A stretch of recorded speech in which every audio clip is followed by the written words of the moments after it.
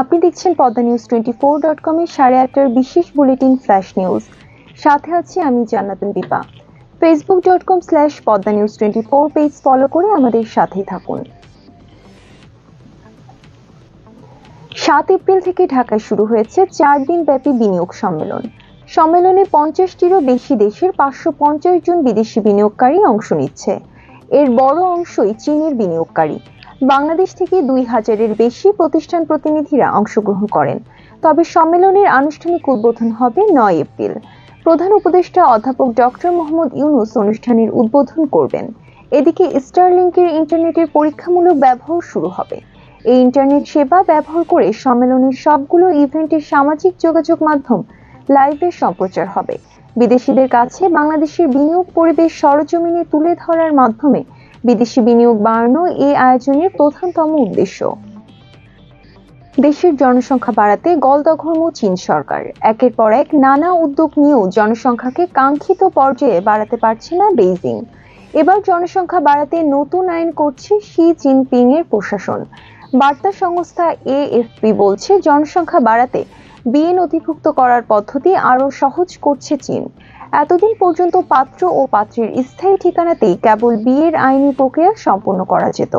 এখন অস্থায়ী ঠিকানাতেও বিয়ে নিবন্ধন করা যাবে।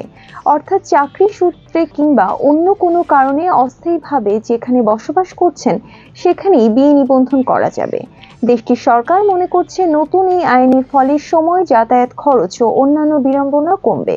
এতে দেশের তরুণ তরুণীরা বিয়েতে আরো বেশি আগ্রহী হয়ে উঠবে। তারকাদের নিয়ে পেশাদার টি-20 ক্রিকেট টুর্নামেন্টের আয়োজন হচ্ছে। নাম সেলিব্রিটি চ্যাম্পিয়ন ট্রফি। প্রতিযোগিতা বসুন্ধরা ক্রিকেট স্টেডিয়ামে শুরু হবে 24শে মে এবং চলবে 3 জুন পর্যন্ত। আন্তর্জাতিক ক্রিকেটের নিয়ম মেনে আয়োজিত এই টুর্নামেন্টে অংশ নেবে 4টি দল: গ্ল্যাডিয়েটর্স, কিংস, ওয়ারিয়র্স এবং স্পার্টানস। প্রতিটি দল বিনোদন জগতের তারকাদের নিয়ে গঠিত হবে। প্রতিযোগিতায় ফাইনাল সহ মোট 7টি ম্যাচ ও 2টি প্রস্তুতি ম্যাচ অনুষ্ঠিত হবে।